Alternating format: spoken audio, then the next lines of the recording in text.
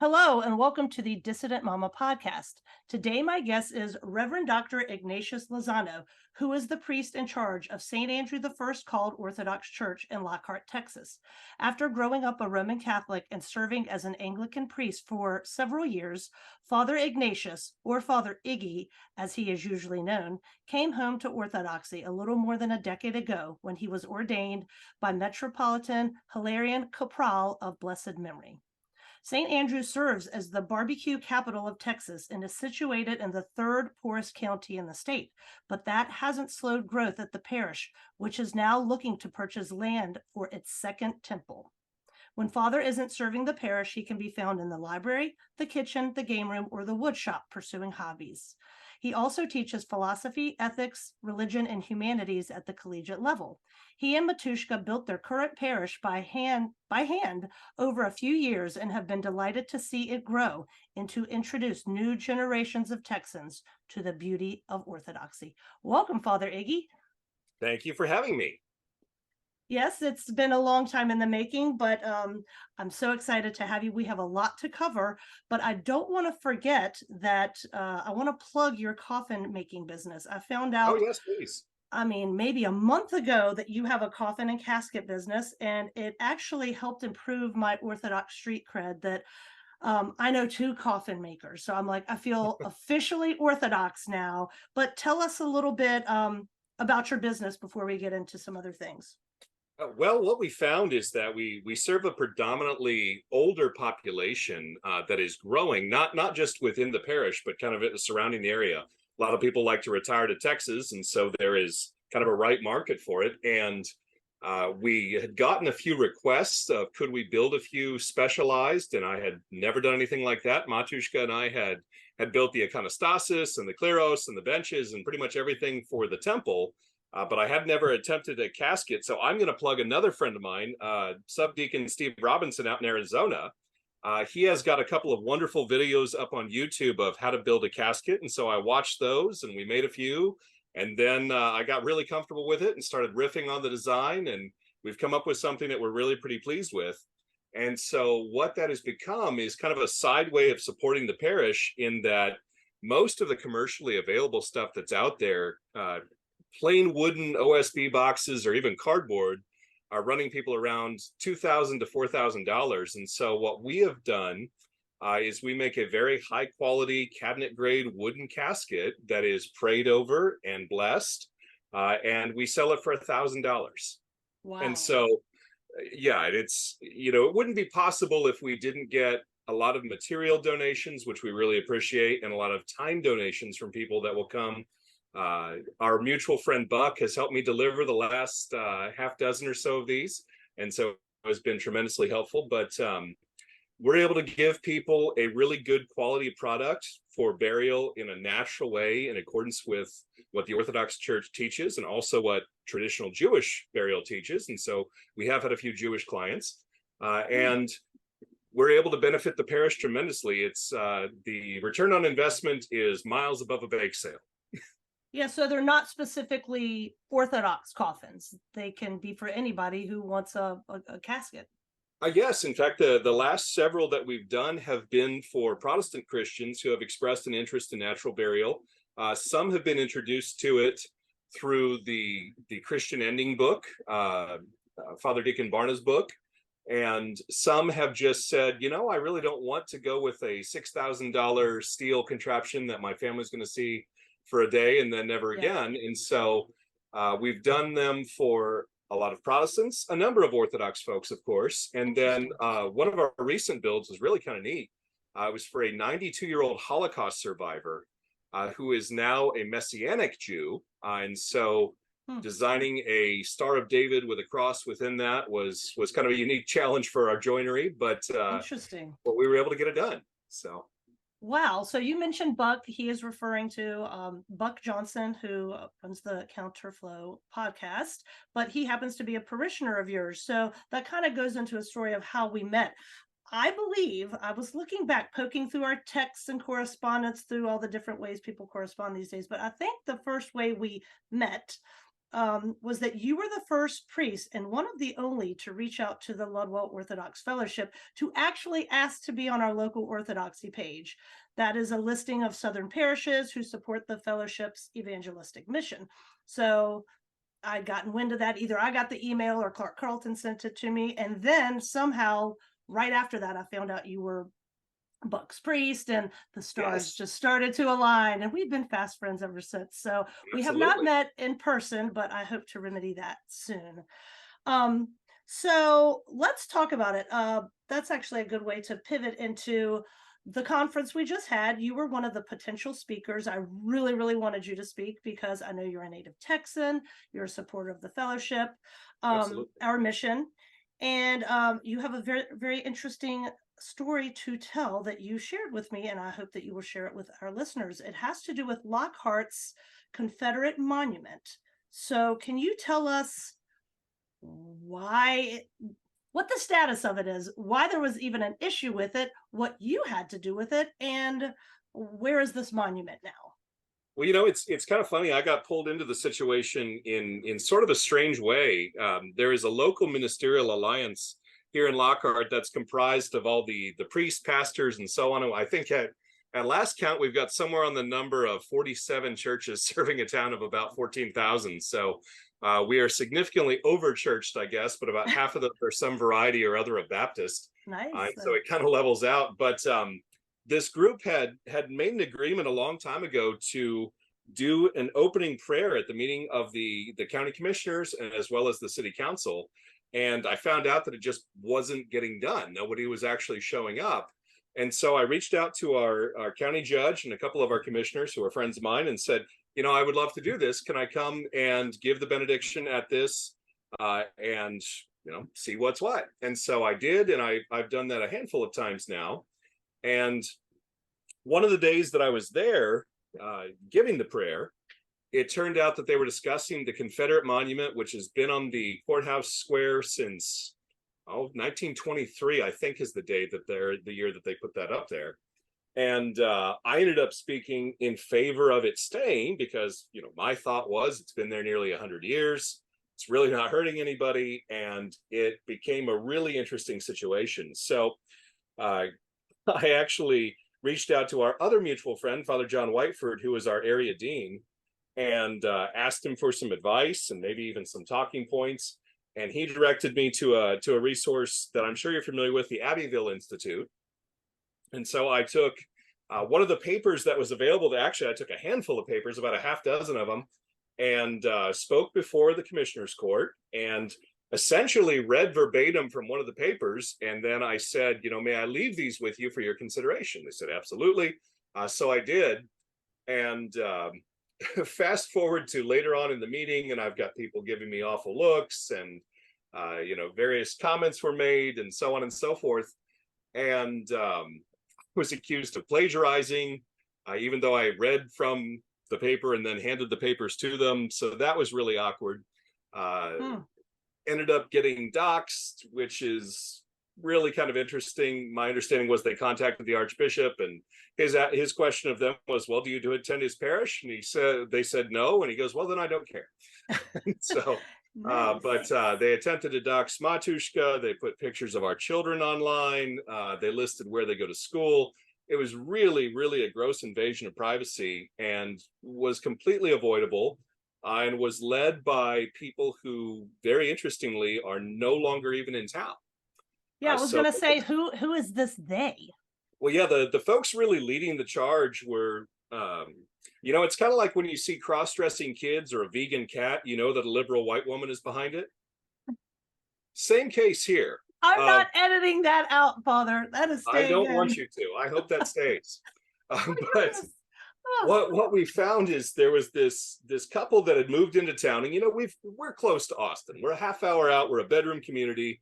We've got our fair share of hipsters that move in. And this one couple kind of showed up in town. They suddenly had a business within, say, about a month of the Black Lives Matter movement, George Floyd, all that kind of thing. And that's when they made it a big issue. They basically said, we need to get rid of this thing. It's a horrible symbol of oppression.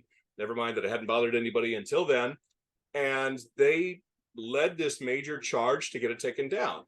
Matushka and I went there. She's an educator. And so I said, look, I respect history. I'm a student of history. I'm a professor, not of history, but related field. I said, I don't think we should destroy this. And that was the extent of it. And Matushka basically said the same thing. We shouldn't destroy it. And that turned into we were Klan members, or we were, these awful people. Well, she's Volgadeutsch. She's German Russian. Her family's from Colorado. She does not have any involvement in the War of Northern Aggression. My family, if you go back further enough on either side, actually had people fighting on both sides. And so, I've had an interest in that war for a long time. I really respect the legacy of both sides of that conflict, in that, people are interested in their history and they agree that it ought to be preserved. And so come to find out that it gets taken down. This group was told by the county commissioner's court that they could take it down, but they would have to fund the cost of it being moved. And so they kind of balked at that, but they ended up raising, I want to say, like $26,000. And, you think of that, of how much better could that money have been used to benefit the communities that are in question than moving a chunk of granite. And where did the money come from? Did anybody ever find that out? That's an interesting thing, because they were very careful not to disclose that through all of this. And then I have my guesses. Oh, I do too. And starts with an S, ends with an Oros.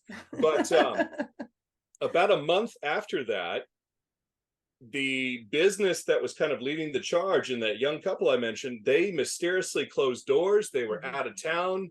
No sign of the business, no forwarding address, no nothing. And so these were people that didn't even live here, that were decrying having to see it every day, and this horrible symbol, and so on and so forth. They got what they wanted, and they swiftly moved away. They packed it up.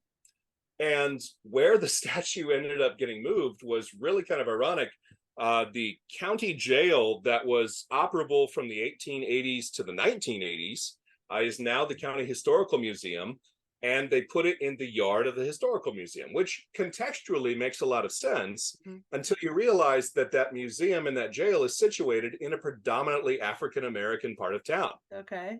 And so it's right across the highway. So they took it from a place that's fairly central, really no residences around it, and put it in a predominantly Black neighborhood.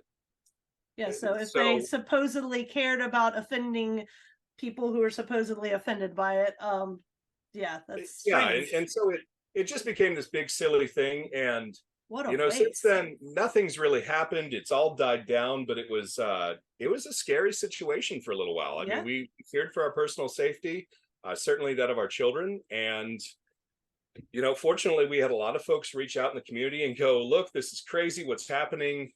We know you're wonderful people, or at least they thought so. And lots of words of support, but just a really, really strange situation.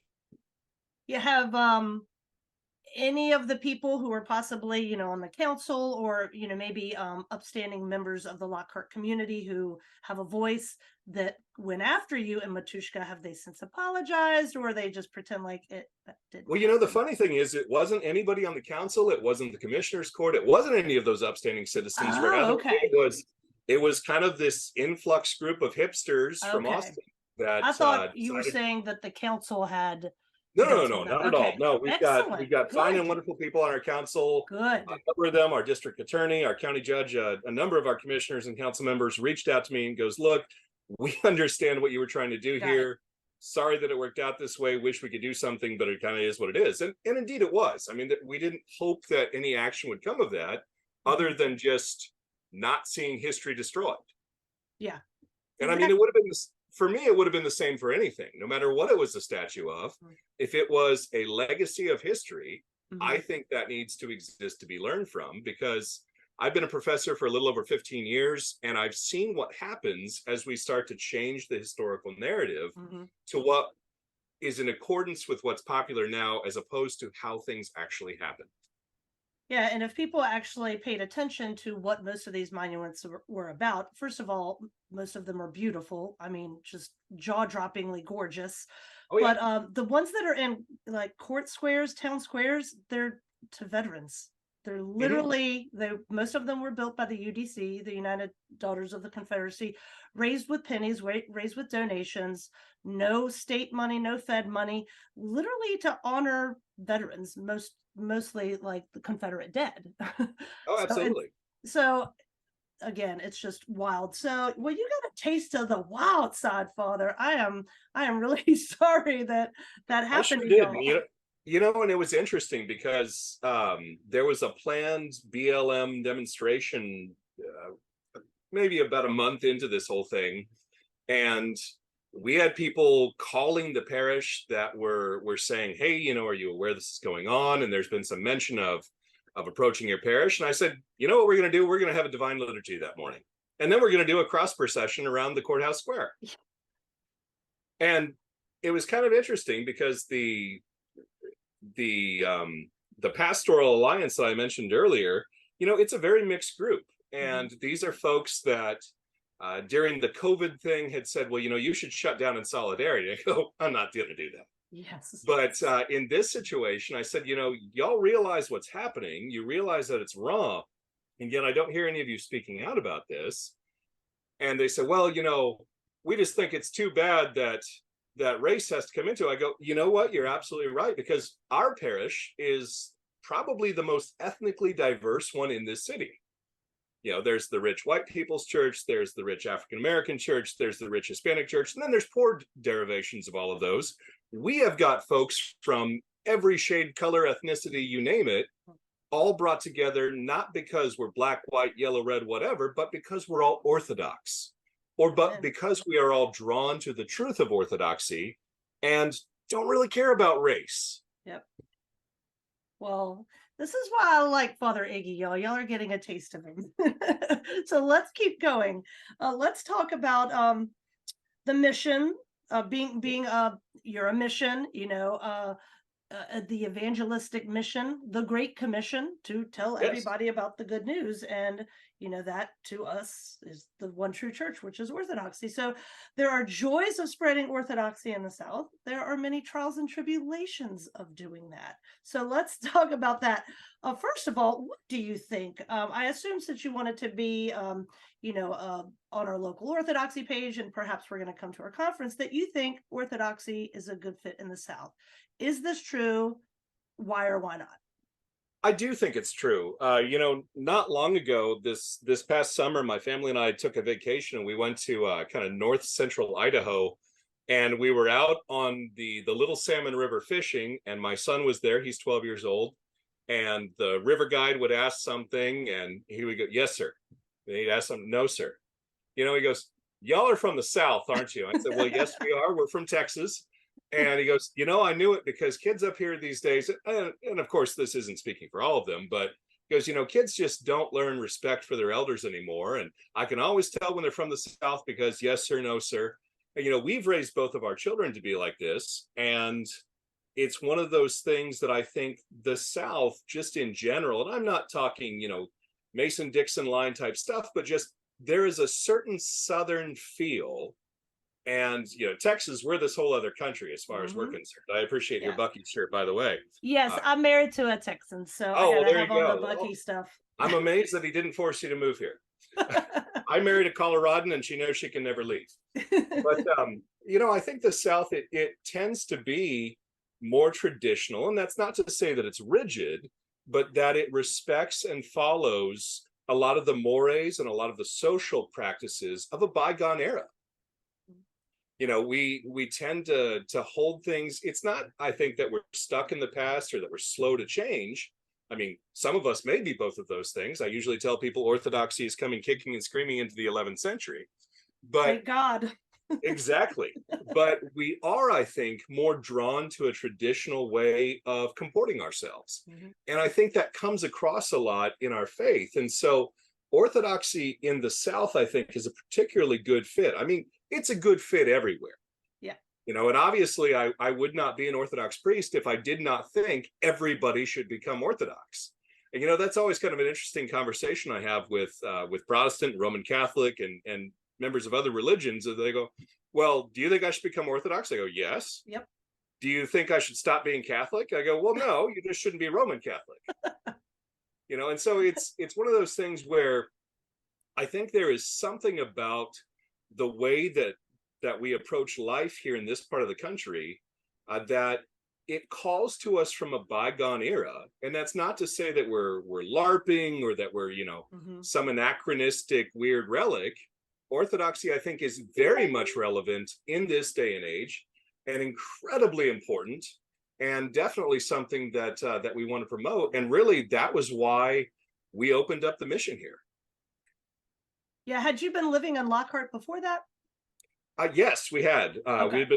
We've been here now for about 17 years.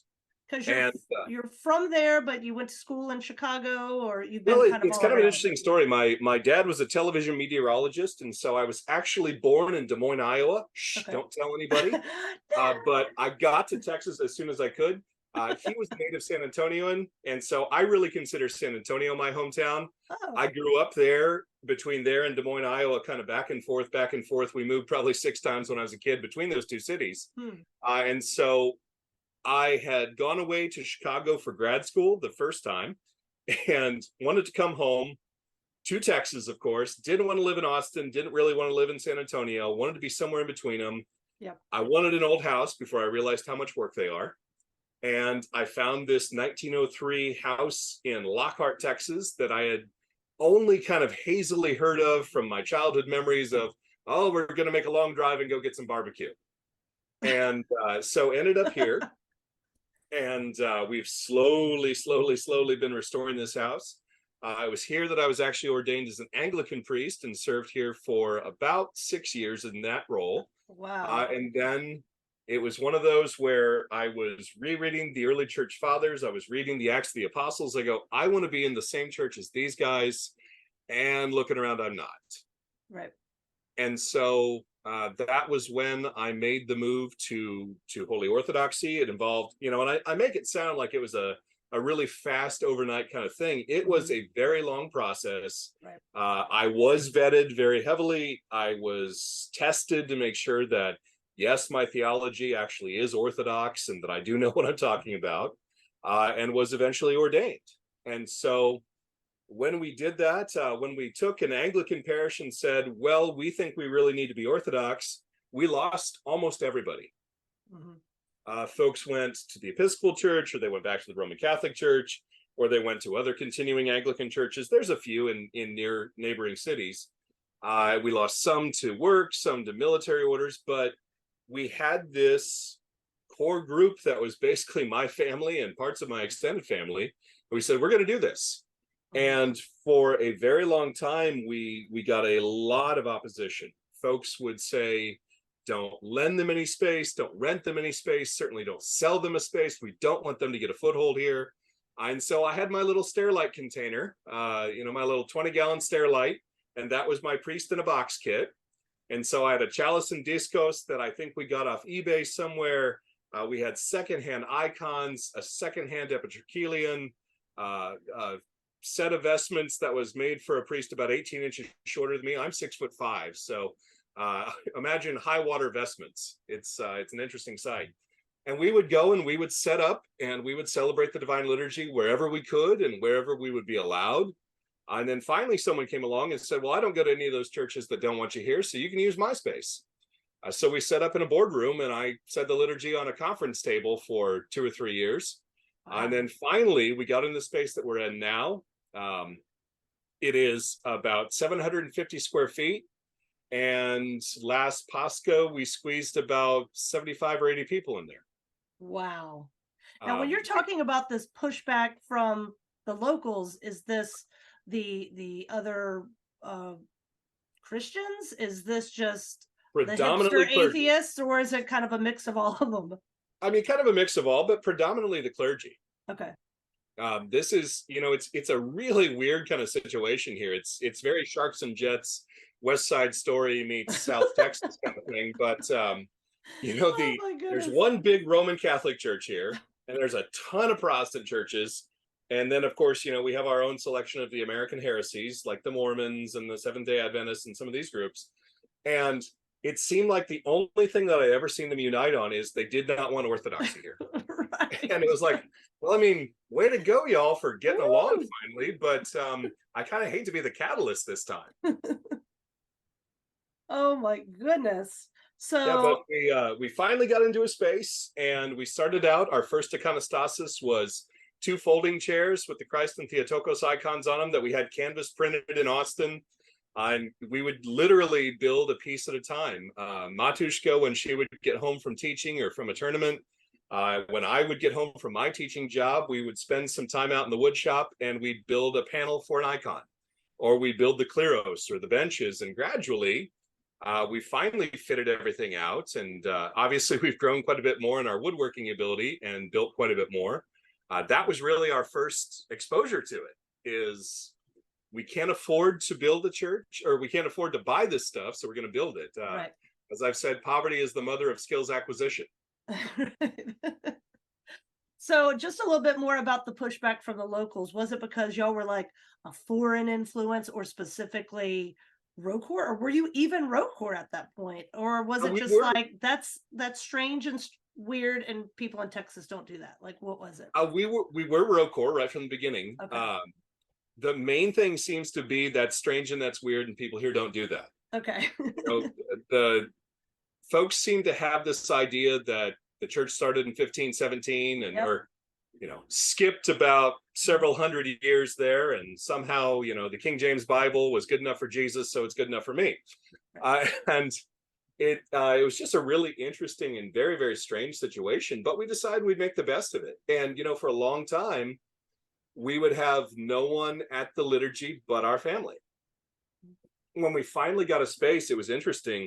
I was actually right before St. Andrew's Day, I guess about 6 years ago, and we had some folks come through the door and they go, I didn't know there was an Orthodox church here. And we go, well, yes, there is. Here it is. And they said, well, we've been going to Austin, and either our mobility's not great, or we're getting older, and we're delighted that there's church here.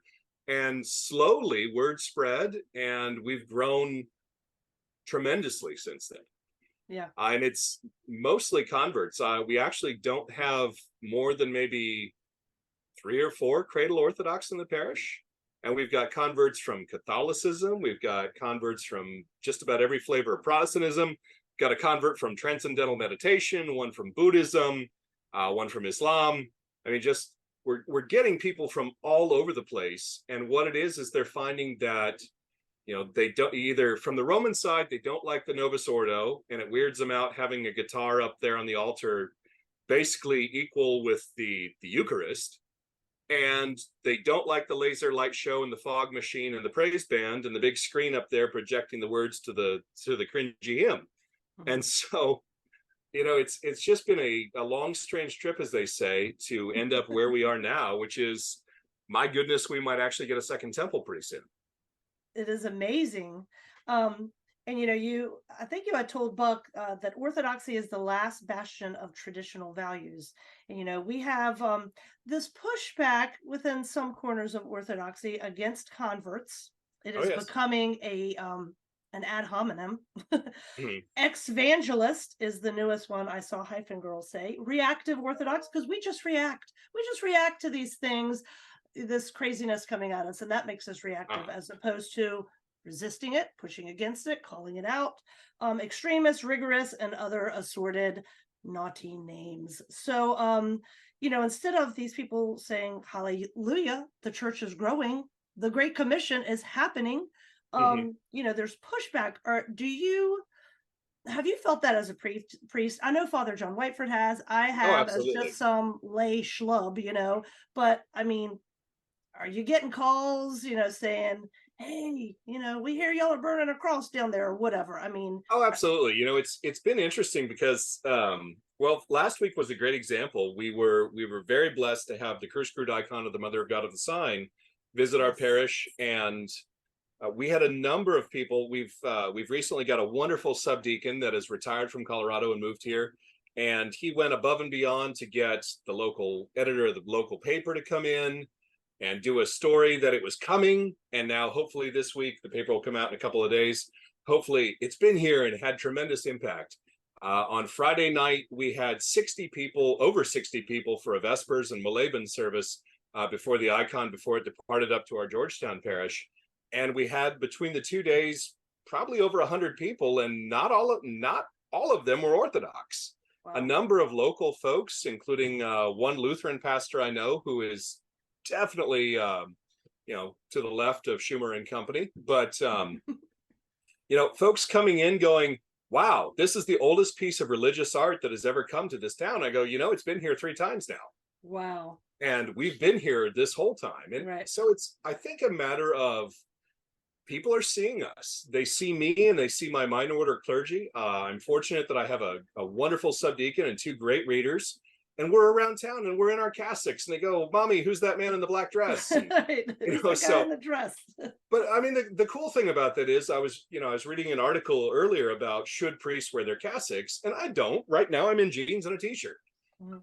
But I wear my cassock frequently enough that I'm out there and people have come to see, hey, there's that crazy Orthodox guy, and we know we can ask him questions. It's sort of like when Western clerics wear their tap collar, their dog collar, whatever you want to call it, is if I'm in my cassock and I'm in the HEB, which is our grocery store here, I'm going to get stopped and people are going to talk to me. And maybe they just ask me to say a prayer for them. Maybe they just tell me about something that's going on in their lives. And it's great because we can be there for them. And I mean, it sounds really cheesy to me, but we can witness to them of, yes, this is something that we do. And this is a church that is really here. And we really do these things. And we really haven't changed since the beginning. And I think that appeals to a lot of folks. There is such a thirst for liturgy among especially Protestants, I think, that they're doing all of these silly things. They're like, well, we're going to go back to our Jewish roots and wear prayer shawls and blow a shofar and incorporate some Hebrew in the liturgy. And you go, stop that. You're not Jewish. You're just acting silly. And maybe we need more lasers. Maybe we need another fog machine. Well, no, you don't. How about oil lamps that burn olive oil like they did in the temple? How about incense being swung to put you in a prayerful state of mind? And I think the biggest thing is when we get them through the door, we've got them. Because how can you attend a divine liturgy? How can you hear the cherubic hymn and then go back to someone blurting out, he'll raise you up on eagle's wings with a sad guitar in the background? You just can't. Yeah. It's not the same, and it doesn't feel holy, I don't think. And that's not to denigrate anyone's experience of their faith. It is instead, though, to tell these folks, there is so much more to your Christian faith that has been here forever. Someone was recently in the parish, and they were looking at the Kleros, and they saw the Manean, and they saw the Octoikos, and all these books, and they go, wow. And I go, yeah, that whole thing is full of hymns. Troparia, Kontakia, Akathis, all kinds of neat stuff. And they go, I've never seen anything like this. I said, well, in fairness, if you're a Protestant, you've had about 500 years and change to develop all your stuff. We've had 2,000. Yeah. So we do have volumes full of all of this beauty. They go, well, how do you keep track of that? I go, that part's a little tricky. And that's the part that takes education and experience, but it's worth it. Yeah, I'd also have heard you say orthodoxy is terrible at evangelism, but anybody hearing you speak knows that you are not terrible at it, and that a lot of these parishes, and I'm going to speak mostly about the South since I'm involved with the Ludwell Orthodox Fellowship and I live here and that's where I'm from. I think some people are really good at it, but it angers some people within the church that this is occurring. And I call them lefty docs. So I'm going to ask you what I should call them, because a lot of people say, I'm always told, well, they're not left wing. They're super conservative and traditional, but their actions and their words kind of belie that. I'm not asking you to call anybody out, but what should I call these people within the church who push back at the miracle that is unfolding before us, with parishes growing in the South, with converts coming in, with people coming to the hospital and being healed?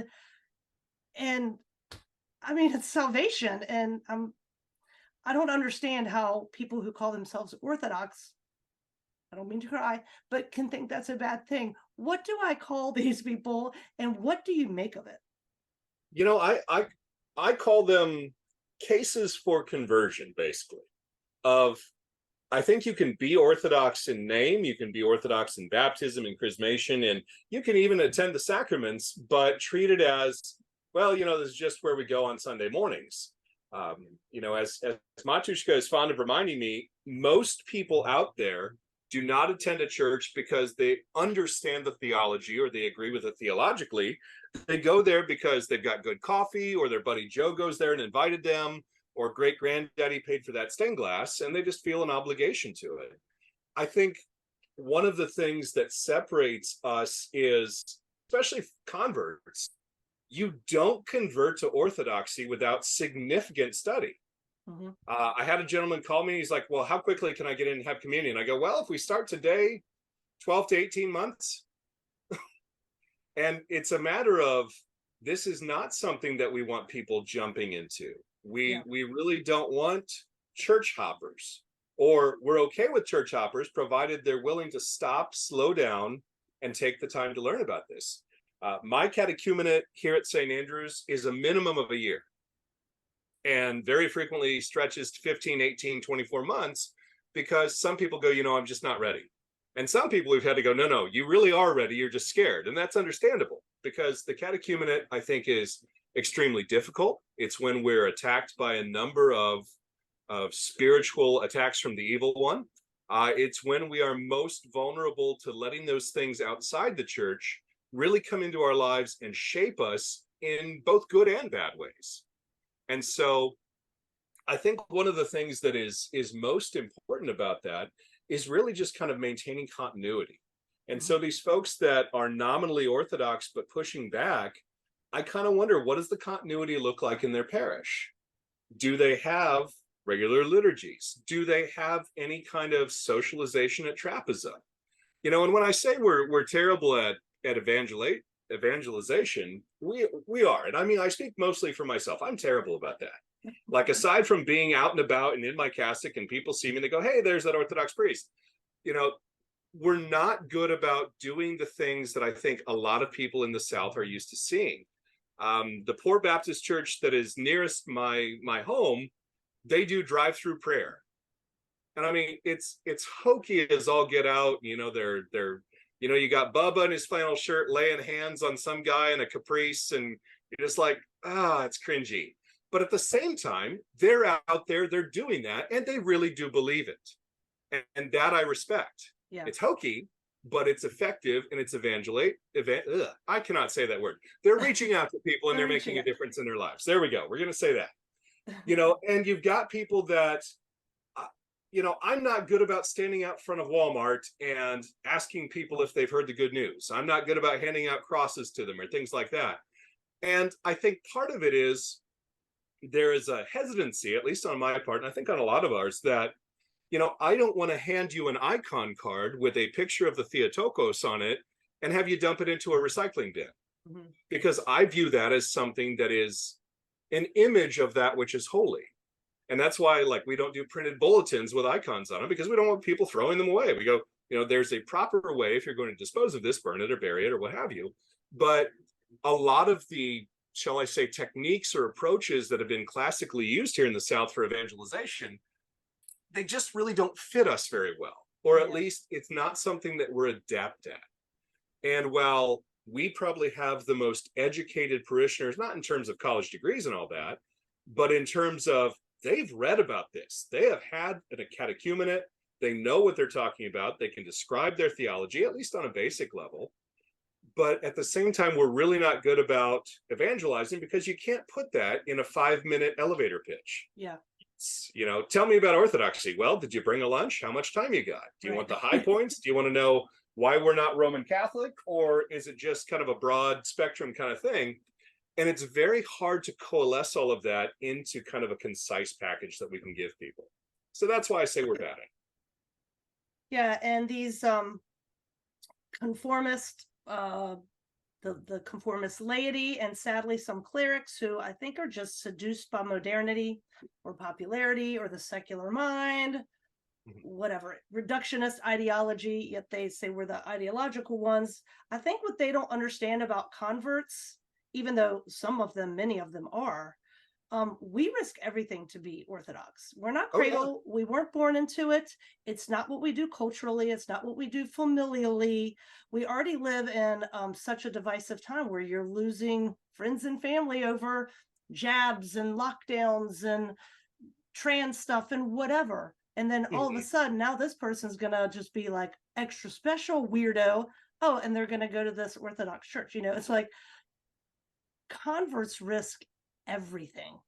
They do. And And I'm not trying to belittle cradles, but I just don't think they understand that. So when we come in, we already, and I don't want to say fearless, but we already have this armor on, because just to even get in the door and keep coming mhm. you don't even know the backstory to that, to every person who's a convert. I mean, and Yeah. this could Well, be not just people coming from Protestantism, or it could be from atheism, whatever. They risk losing everything. And so it gives them this air of confidence that I think freaks these people out who want to be the gatekeepers. well, and there's a delightful young couple I've been speaking to, and kind of leading into Orthodoxy, actually somewhat from a distance. I just got to meet them in person this past week with the visit to the Icon. That I don't think they were fully prepared for the backlash that they were going to get from Protestant friends and family going, Oh yeah. you become idolaters and you're doing this weird stuff and you're not even Greek or you're not even Russian, and so there's a lot of uphill battle type stuff they face there. And then on the other side, you've got guys that, they might have been born in Kansas and now they're, well, I forget the English word for it. It's like, you're not Russian, you don't speak Russian, stop doing that. Right. It's so we have to find a happy medium between the people that try and become something they're not ethnically, Mm-hmm. and the people that just want to explore a more authentic Christianity. And somewhere in the middle, we all meet together. Now, as far as the lay people and the clerics that are kind of going, I think a lot of it, honestly, is money. Rocor, I guess we're fairly fortunate in that very few of us We're get just paid. poor. And if we do, we don't get paid that much at all. If anything, I agreed to take a stipend this past year of 150 a month, and I haven't collected it since we voted that in. Yes, I'm in it for the money, absolutely. It's the But long con, Father. yeah, exactly. It's all about the retirement plan and the medical. Oh wait, we don't have those either. But I think a lot of it is really we can't be swayed by those things. Yeah. Nobody can tell me, well, if you don't toe the party line, we're going to cut your stipend, because like that's cute. Yeah. Nobody is going to say that, if you don't do this, you may not get your contract renewed, because here I am. And so it's a matter of, I want to say that there are a lot of people also that are very much taken with the mainstream media and are very much inclined to believe whatever they're told, and are going to very carefully toe that party line. And it's really interesting to me so you believe a guy that went on, MSNBC and was there for 90 seconds giving you the blurb of whatever he was supposed to say, but you don't believe the guy that spent 4 years in seminary and so on and so forth and has been carefully vetted by bishops. And that's nothing that I've personally experienced, but I've seen it elsewhere.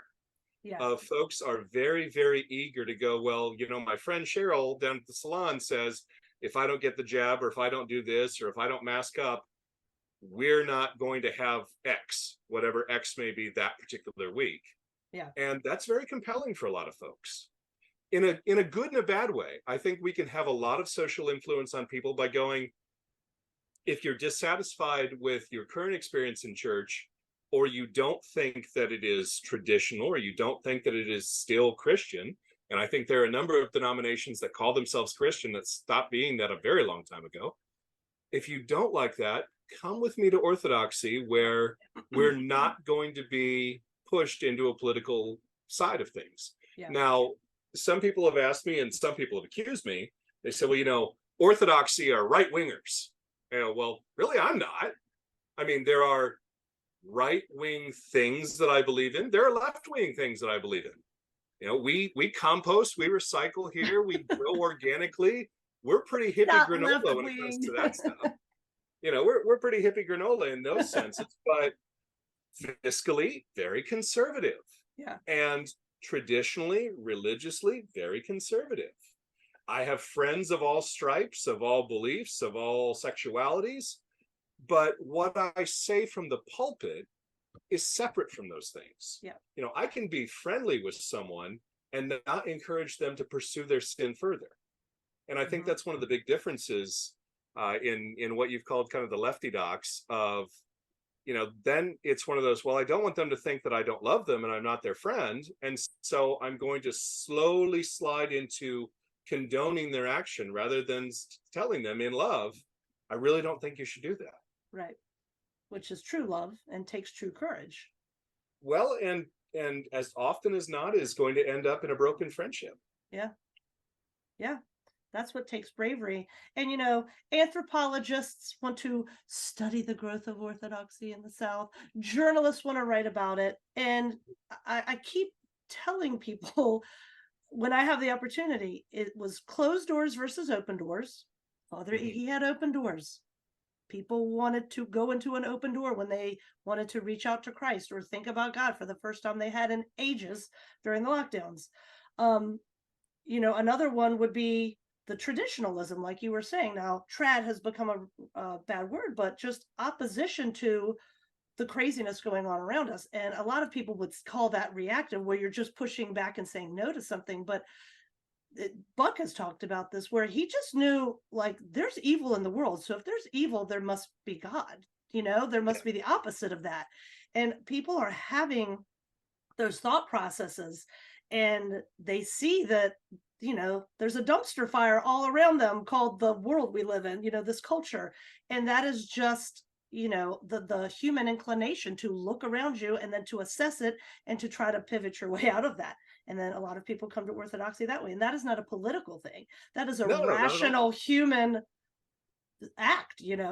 Well, and I've told people before, kind of 2 points on that. One, I don't see how any intelligent adult person could read the Bible, could read some of the church fathers once they discover who they are, Hmm. and not find themselves being orthodox without having to compromise and Yeah. without having to tell themselves a lot of things that they know perfectly well aren't true.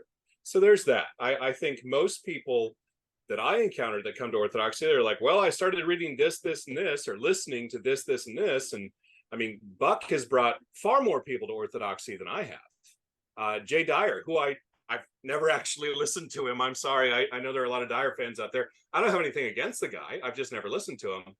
He's brought a lot more people to orthodoxy than I have.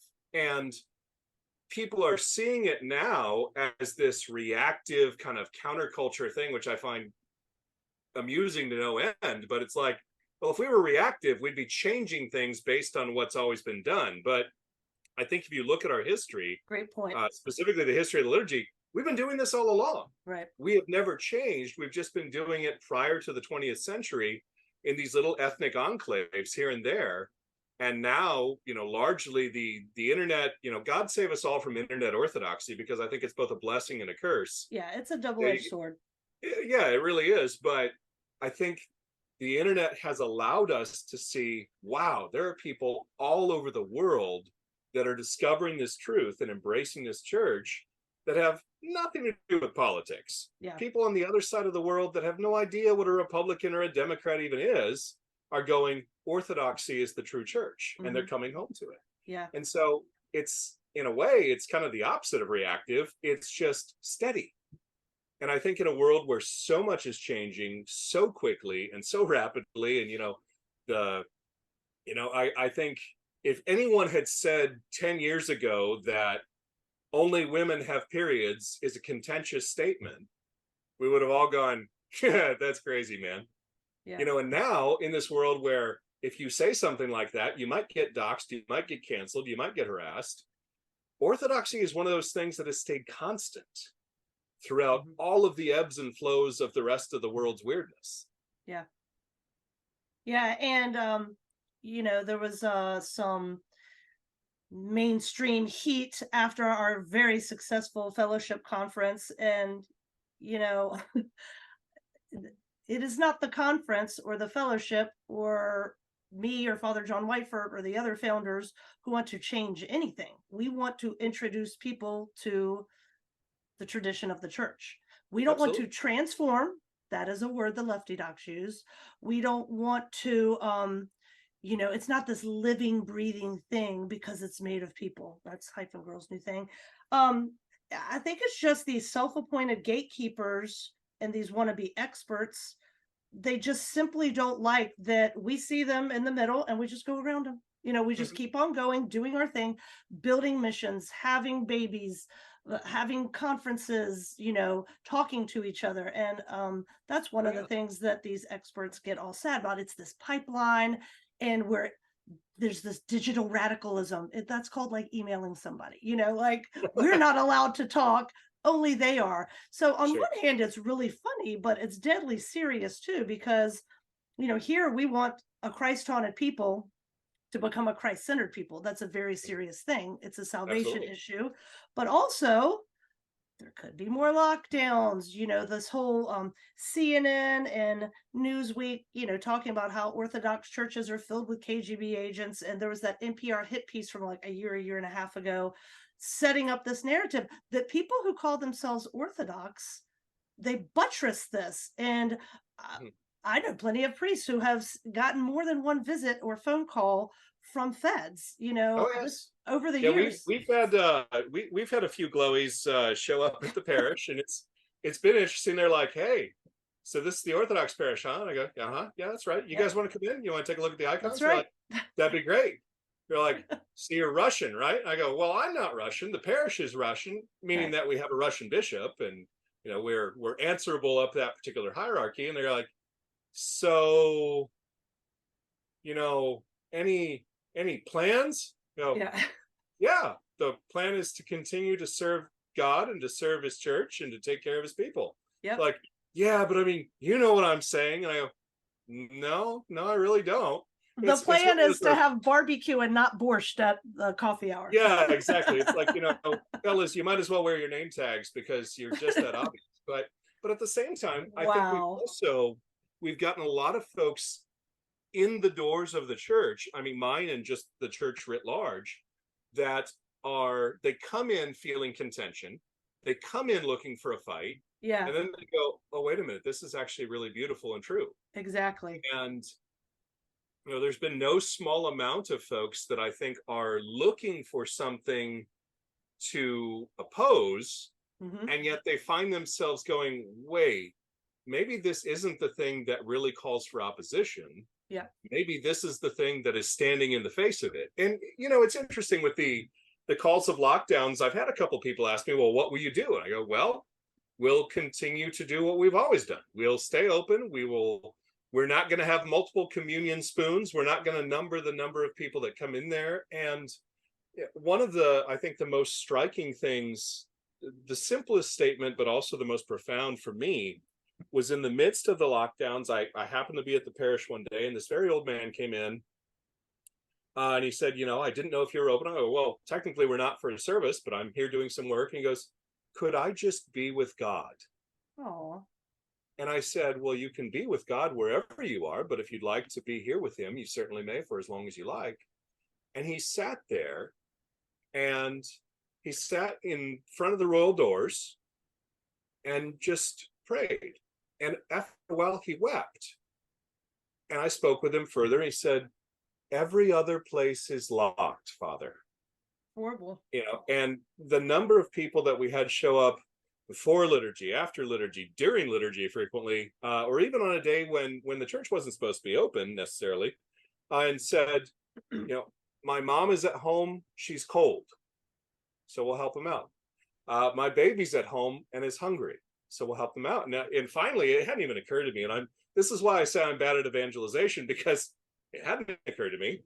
And Matushka suggested it. So I went on Facebook and I said, for those in need, we've got diapers, we've got formula, we've got milk, we've got fresh, clean water. This was during COVID / the ice apocalypse or snowpocalypse, whatever you want to call it. And I thought, well, a couple people might come over. We had a line down the alley that we're in. And, that's one of the things. We are in an alley. We have a 1 foot by 2 foot sign out front that a lot of people miss. Wow. We're stuck back in an alley. 1 by 2? Yeah, well, that's what we were allowed by the historical commission. Is they said you can have 2 square feet of signage. I said, all right, I'm going to use every inch of that. I But was like, I just I got a know little what I'm arrow. giving you for Christmas, Father.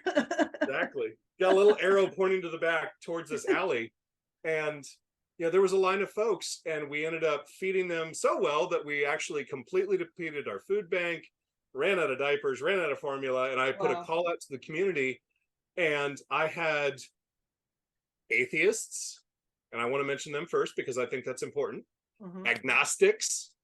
I had a couple Buddhists, at least 2 Jewish people say, hey, what do you need to replenish? Because we'll help out. We'll write a check, or we'll go to Walmart, or we'll go to HEB, or we'll send something via Amazon. And we were able to keep feeding people. Now, we are the smallest, no funding whatsoever parish in this town.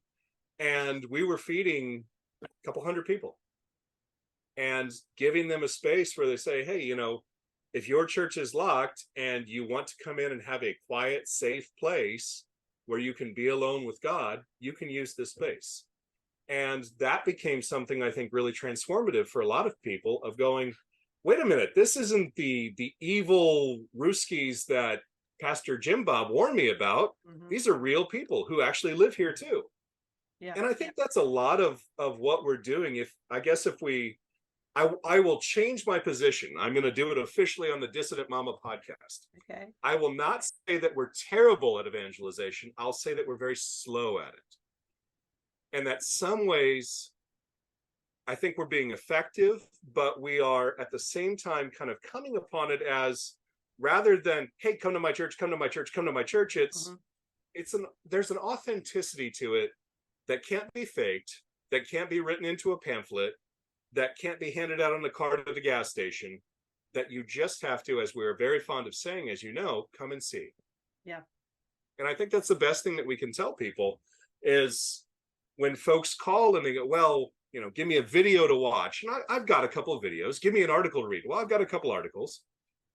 Come and see is going to be the best way every single time, because you're not there to see me. If I'm doing my job well, I should be completely replaceable by any other priest. They should come in, they should continue to serve the mysteries, give, fair to middling homilies, and send people on their merry way. But I think if we do that well, they're seeing not me, but they're seeing other people that experience the same life situations, that have the same struggles, that have the same doubts and questions, that they can come and they can identify with. And that they can go, wow, all these people are here in this church. I see Black people, I see white people, I see Asian people, I see brown people. Who are all these folks? They're Orthodox is who they are. They're none of those other labels. First and foremost, they're Orthodox. Yeah. And that's really cool. And I think that's one of the amazing things about majority convert parishes. There's no ethnic litmus test. No. We don't care if there's diversity or if there's not. God's in control of that. People come in because they want to be a part of the church. They want to learn about the fathers. They want to have a relationship with Christ. And of course, they want salvation. They want healing. Absolutely. And that, I think, freaks out some Orthodox people for some odd reason, but that's their problem and not ours. But I'll say one other thing about the feds. There was a guy who came up to me at the conference, an attendee, very nice, but he was like, I used to work for the ATF and there's people out in the parking lot. And he described how the vehicle they were in, they were feds. And I mean, the ATF should be a convenience store, not an agency.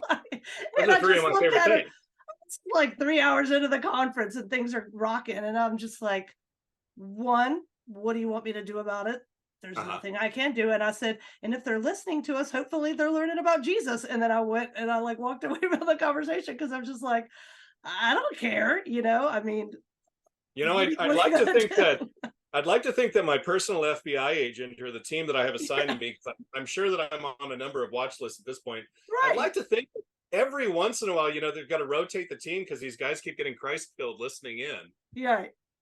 Yeah, and it was one of those things like maybe we should tell people to put their cell phones away. And I'm just to the point where you have more power if you wear your heart on your sleeve, because then they don't have anything on you because you already tell everybody about it. Oh, absolutely, yeah. And I think there's a lot of folks that, like I said, they come in looking for a gotcha, and the gotcha ends up being that it's what maybe they weren't looking for, but they needed. Right. Yeah. And there's something to that. Yeah. There's been enough stories of those who set out to attack the church and instead join it, Yeah. that I think people have to recognize that as a real force in the world. Yes. And not a violent one, not a reactionary one, not a right or left wing one, but some.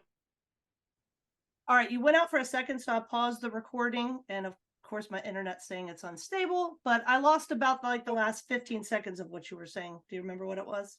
No. I have a tendency to ramble. If you don't believe me, ask Matushka. But you know, I think there is very much something for everyone to find within the Orthodox Church, and whether that is in the South or whether it's in, you know, a foreign country, which I tremendously admire, are priests and monastics that are able to go to those countries that have not only never heard of Orthodoxy, but some of them that have and have been openly hostile to it. And they are finding converts because there is something in this that really speaks to people on a universal level. Yeah. Like, I love the story of Saint Nicholas of Japan is one of my favorites. Absolutely. And we actually. All right, that was one more interruption. Father Iggy was talking about Saint Nicholas of Japan, I think. Not a problem. No, I was saying that we actually have a couple of icons of Saint Nicholas of Japan. I have been privileged to venerate his relics while I was in Japan, oh, nice. in my professor role. And, you know, I walk into my tourist clothes into Nikolaido and I go, well, I'm an Orthodox priest. They go, you sure don't look like one. I wasn't in a cassock. So this kind of goes back to the importance of wearing our cassocks out and about somewhat. But one of my readers is a Japanese historian and a Japanophile, and recently went there and brought us back icons touched to his relics all again. So just wonderful. And of course, our first hierarch now is named for St. Nicholas of Japan. So we've got that wonderful, wonderful story there. And, you know, you talk about a hostile land initially, and Orthodoxy in Japan is beautiful. And it's amazing what they've been able to maintain there. And it's this unique syncretism of Japanese, Russian, and ultimately American culture that's all just kind of coalesced in this unique expression of Orthodoxy. And I think that's one of the things that we really share with it here in the South, because when I travel to Chicago, which I do a couple times a year, there are Orthodox churches all over the place. If you go to New York, there's Orthodox churches all over the place. If you come here to Texas, I'm about an hour north of Father Christopher in San Antonio and about an hour and a half south of Father Moses in Georgetown, and we're it. And, you know, that's one of those things, because so many of our parishes sort of function as the lone outpost, at least in these kind of small towns here. You know, obviously there's a handful in Austin, a handful in San Antonio, of other parishes, OCA, Greeks, Antiochians, and so forth. But I mean, some of us, we are the lone outpost. And I think that develops its own character as saying, we're here, we're very different from what you've seen. I like to tell about the Roman Catholics and the Protestants that come. I go, if you listen to the liturgy, you're going to hear some things and go, I recognize that. And that will show you where your service developed ultimately from ours. And that's not to say, hey, we're first, we're better. It's just to say there is familiarity even in those tremendously unfamiliar situations. Yeah. And one of the things I wanted to say that you may have said when you got cut out, talk about St. Nicholas of Japan, that he was required to learn the Japanese language. And if I'm getting the story correct, he went there and he's like, I can't do it. And then, you know, his bishop was like, well, you're going to do it. And then the Holy Spirit like made him, you know, fluent all of a sudden or whatever. But that was one of the most important parts there, is you have to speak their language to evangelize to them. And then as far as these parishes in the South where they're scattered about, I mean, they're much closer than they used to be. A Rocor priest in East Tennessee told me that, like, in the early 90s when he converted, there was like one Rocor parish from Washington to Miami. So we don't have it so bad. But it is very common for people to drive an hour. I mean, and maybe to people in Texas, that's not a long drive, but for us, that's a long time.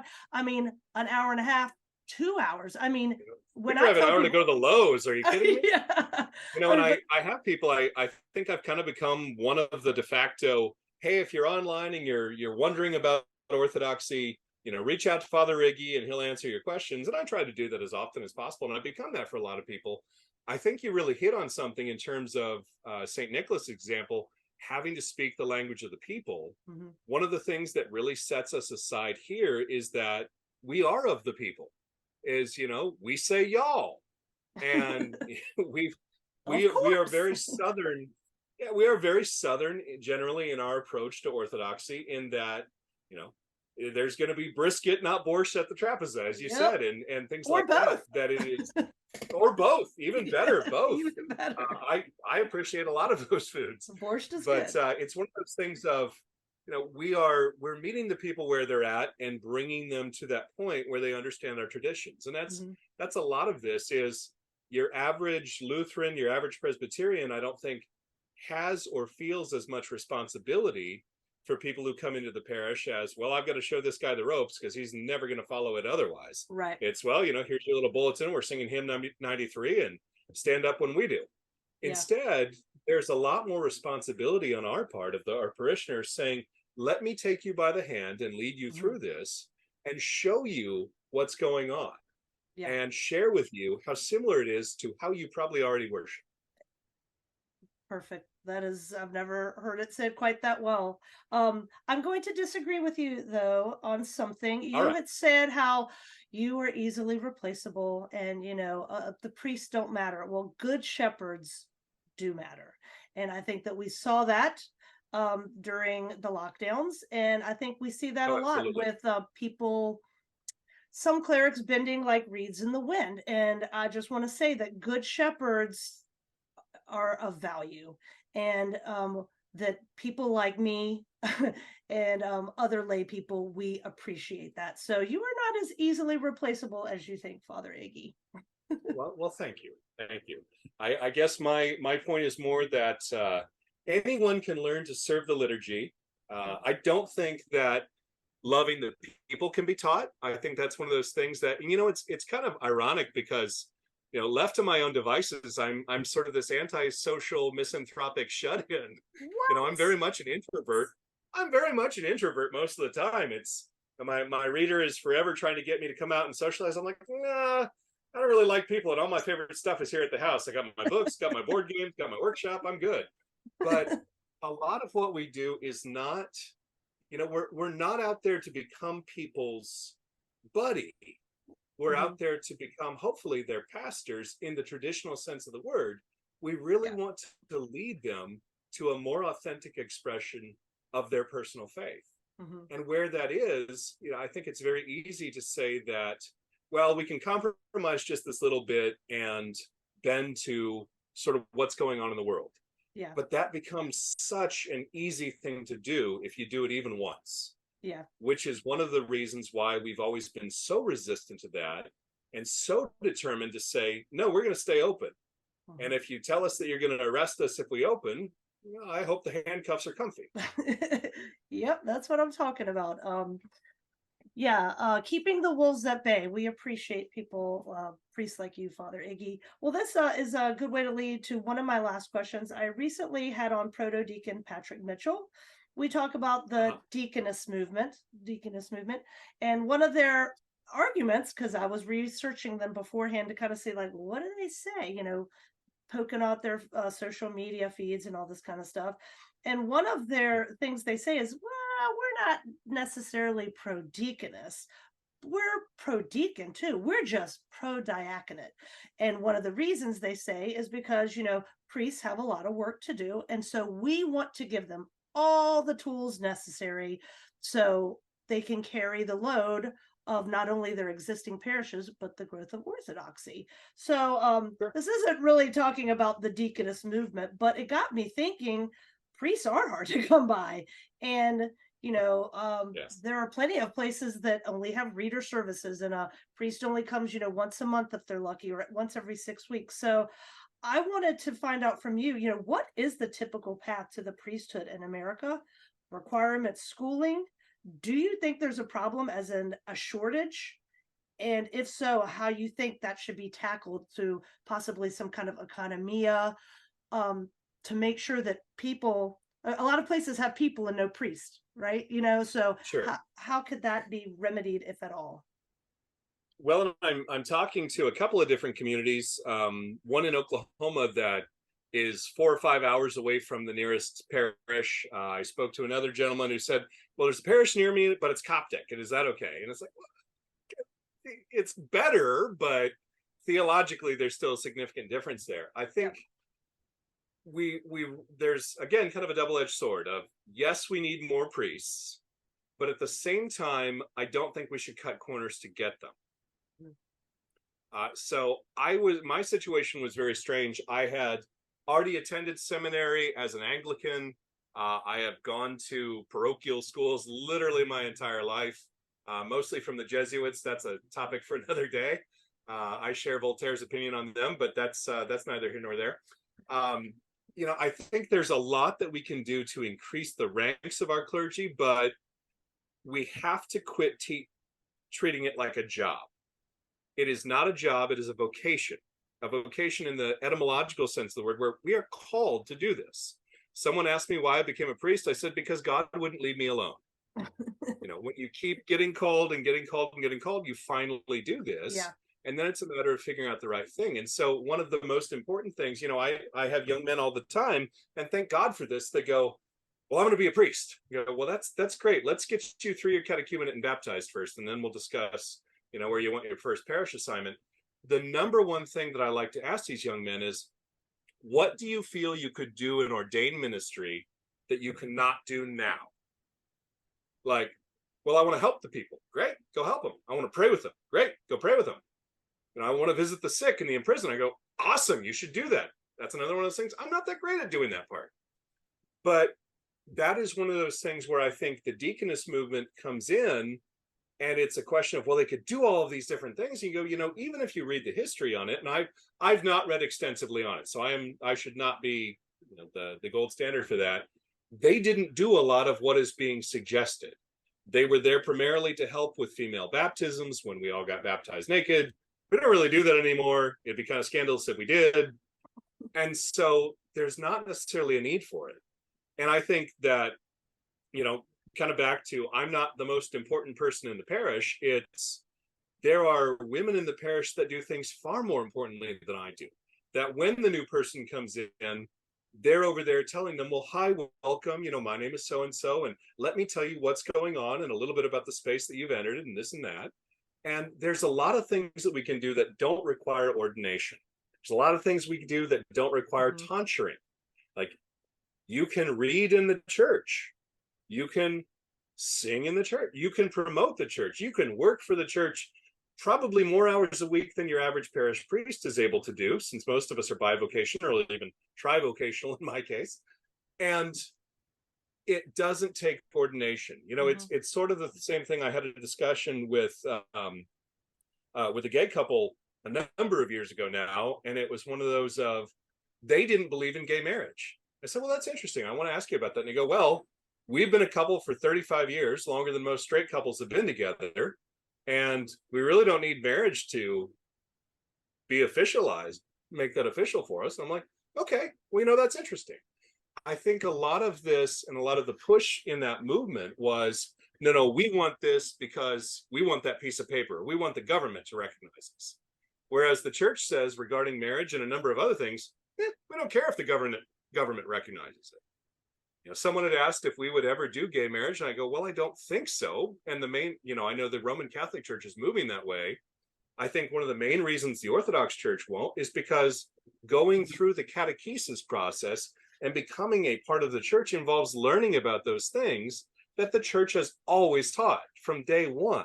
If we go all the way back to the Didache, we've got statements against abortion. We've got statements against homosexuality. And it's not in the sense of we want to persecute folks. It's in the sense of we want to protect them from their own vices. Because I think all of us have these vices, not necessarily those same ones, but I generally tell people that every time I hear a confession, I hear my own sins spoken back at me. Father, I did this. Well, yeah, I did that last week. Father, I'm having this trouble. Yep, been there, done that. And a lot of that goes to, there is something to be found in the grand tradition of the church, independent of individual parishes, certainly independent of individual priests. And that is really what we are tasked with guiding these folks towards. Yeah. Yeah. And that gay couple had a good point, because one of my things when talking about gay marriage, this isn't a side note, but it has to do with what we're talking about, would be, you know, I was a feminist, and I was taught that marriage was an oppressive institution. I mean, that went along with like the radical gay ideology too, that, oh, marriage is just like this backwards thing. So to me, when I wasn't a feminist, it became very evident that the people pushing this because they want people to have access to something that they supposedly don't have access to, well, it was just a subversion. It was just a tactic to play on altruism and people's emotions and all this kind of stuff. And Americans have this real like strong streak of wanting to be fair and give everybody a fair shake. So it was a sleight of hand, and that's how I see the deaconess movement. It's just a Well, sleight of yeah, hand. if a feminist is described as someone who believes that women are capable of the same things men are, then I'm a feminist. But in the Yeah. sense of they're not equal. Men and women are not equal. And this is a contentious statement. They are complementary. Yep. We are meant to balance out one another, not necessarily to say, well, anything you can do, I can do better. It's anything. In the case of Matushka and Mai, she would probably say, anything you can do, you better run past me first so you don't say something stupid. So she'll be listening to this later on, and I'll be getting critiques. Yes, good. And she'll take my side for sure. Oh, of course. And these things aren't mutually exclusive. Like, I'm on the parish council, so is my husband. We have actually a lot of women on our parish council. I'm not sure if I'm quite a fan of all these women on our parish council, and or me even being on there. But my point is, women have a role. We do all sorts of Absolutely. things in the church. They just may not, like you said, require tonsure or ordination. And somebody's having the babies, so we can have all these baptisms and future weddings and stuff. So women are pretty important in that regard too. Oh, absolutely. And I think it's important too that we make clear that not every guy who comes through the doors should be ordained or tonsured. Yeah. It's just not a necessary thing. Like, you can only use so many readers in a service. Yep. Short of a hierarchical liturgy, the subdeacon does pretty much the same reader stuff, but can touch the holy table. We're small, so we don't have a deacon. I would love to have one day, but it's not central to how we operate right now. Yeah. However, all of those minor order clergy that we have, and all of the women in the parish, and all of the unordained and untonsured men, we wouldn't be there without all of them. They are absolutely critical to what we do and to the community that we serve. Yeah, even the Orthodox Study Bible, and the governmental structure of the church, it has the lay people. We're right there. We're part of it, We don't need some fancy title. I mean, we're part of it too. We make the church function, and we are important members as well. Well, this will be my last question, because I think we're pushing about an hour and a half, and I think you have a football game to go to. I do, and I loathe football. That is the least Southern thing about me. I can't stand it, but my son is playing, and so I will go and I will cheer and I will try to follow what's going on, because I don't know. Secretly gnashing your teeth, I suppose. We're a baseball family, so I don't care about football either. There we go. Okay. But I hope he informed me that he'll be playing basketball and then baseball too, and so many more events to attend, no doubt. Okay. What was your last question? The last question is perhaps more lockdowns coming. We don't know. Some places will go by the rules, some places won't. I'm not sure if that'll even happen. Increased Christian persecution, I think it's increased because I think it's here, but also this whole stuff we were talking about earlier with the regime media pushing orthodoxy. They're all like in the KGB and they're Putin assets. So will there be increased persecution within the Orthodox Church, and if so, how do we cope? Well, I'm going to give a contentious issue and say I hope there is. Nice. I hope you're an accelerationist. Well, perhaps, perhaps. But the reason I hope there is I think it will create a very clear demarcation from outside the church that will impact those of us within the church. And here's what I mean by that. I think that all of those folks that go along to get along are going to find themselves asking a very difficult question of, do I trust Dr. Fauci or do I trust my ruling hierarch? Mm-hmm. And by extension, it is up to, and I would not presume to speak for any of our hierarchs, God bless them and preserve them, but I think it's going to be up to our hierarchs to draw a very, very deep line in the sand. Yep. And say, we're not doing it. We're not going along. We're going to continue what we've always done. We had services during the Black Death. And, COVID's a cold. Come on. Now, that is not in any way to minimize the folks that had adverse reactions to COVID or to its various vaccines. I heard someone the other day go, thank God I got the booster. Otherwise, it would have been worse. You go, all right, say that again slowly and louder. that doesn't quite make sense. But in a way, I hope we do see some persecution, because I think that's a real wheat and chaff type situation. Yep. Where it's going to let us know. And at the same time, if we give an inch in that, all those people that are watching for our downfall are going to be cheering. Mm-hmm. And all of those people that are looking to orthodoxy and going, gosh, they seem to have something about the truth to them. Maybe I should go over there. That may be what pushes them home. Yeah.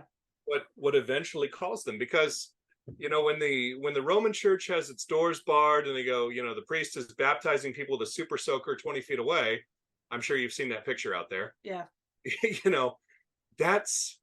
There's something not right about that. And I imagine that a number of people the second time around, hopefully the second time around, are going to go, nah, not this time. Yep. We had enough of the lockdowns the first time. I think this time I'm going to resist. Fool me once, don't fool me twice, right? Well, hopefully. And it's funny because I guess I would call myself an accelerationist. I'm like, bring it on. I need more clarity. It's like people have gone back to sleep and forgotten, and I'm like, I just want to know clear as a bell who you are, what you believe, and what you're willing to do, like what you're scared of and what you're not. And that would include myself. Like, how will I handle it this next time? What were the mistakes I made the first time that I won't do, or hopefully won't do this time, or whatever. But I see it as, you said, a wheat and chaff moment. Brilliant. Well, and at the same time, as an introvert with a rockin' personal library, I kind of dug the lockdowns. Like, oh, I have to stay in my house. That's a shame. Pull down make some tea. We're good to go. That's when I started my podcast. I was like, oh, I have all this time on my hands. There you go. Yeah. Oh, Lord, that is not something I will repeat. Well, ultimately, we'll see what comes. I think there's a tremendous freedom in not having any control over that. Yeah. And if they want to call us reactive, that's when we have an opportunity to be reactive. We can say, we're going to continue to do as we've always done, and let come what may. Do you think that it's would in go? God's hands. Yeah. I mean, you got to give it up at that point and, fear not.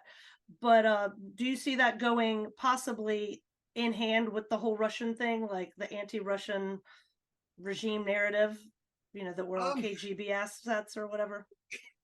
I'm sure that will be one of the lines that is attempted, but not the main. Okay.